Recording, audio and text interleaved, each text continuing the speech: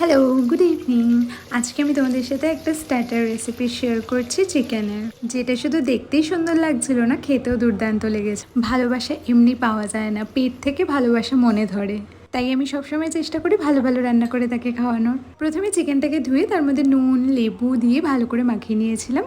তারপর আদা বাটা, পেঁয়াজ বাটা, একটা গোটা ডিম ফাটিয়ে দিয়েছি, সাথে 1 স্পুন ফ্রেশ ক্রিম ইউজ করেছি, আর কাঁচা লঙ্কাগুলোকে কুচি কুচি করে ওপর থেকে দিয়েছি, আর ভালো করে মেখে নিয়েছি। মেখে এটাকে মোটামুটি 15 মিনিটের জন্য রেখেছিলাম। তোমরা চাইলে আরও বেশি সময় রাখতে পারো, তাতে আরও ভালো ম্যারিনেট হবে।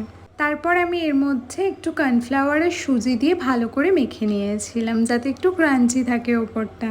চিকেনগুলোকে কিন্তু আগে থেকেই ছোট ছোট পিস করে কেটে নেওয়া যায়, কিন্তু আমি করিনি। আমাকে দোকান থেকে যেরকম দিয়েছিল সেরকমভাবেই আমি রান্নাটা চাপিয়ে দিয়েছিলাম, কারণ পকোড়া খাবে বলে আবার একজন বসেছিল সামনে। তোমরা প্রথম থেকেই চিকেনটাকে ছোট ছোট পিস করে ফ্রাই করলে বেশি ভালো হবে ব্যাপারটা।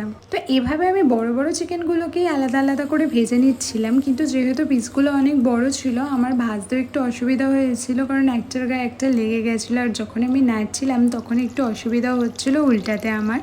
কিন্তু ছোট ছোট হলে এগুলো হতো না অসুবিধা। যাই হোক, তোমরা দেখতেই পাচ্ছ আমি একটু ব্রাউন করে ভেজে নিয়েছি চিকেন পকোড়াগুলোকে। আর এরপর আমি আসল ব্যাপারটা করব। আমি আর রিয়াংশ খুব ভালোবাসি চিকেন পকোড়া খেতে, তো প্রথম ধাপে আমরা চিকেন পকোড়াগুলোকে ভেজে ফাটাফাট দুজনে মিলে অসে যেগুলো বাকি ছিল সেগুলোকে দিয়েই এই ডিশটা আমি তৈরি করেছিলাম। যেহেতু চিকেন পকোড়া আমরা মাঝে মধ্যেই খাই, সে কারণে নতুন কিছু খেতে পারলে ভালোই লাগে। তো লাস্টে আমরা কি করলাম, এই চিকেন পকোড়াগুলোকে ভেজে তুলে রাখলাম। তারপরে আমি একটা আলাদা পাত্রতে কিছু বাঁধাকপির পাতা নিয়ে ভালো করে ভাপিয়ে নিয়েছিলাম, যেটার ভিডিওটা এখানে আমি স্কিপ করে গেছি, আমার তোলাই হয়নি আর কি।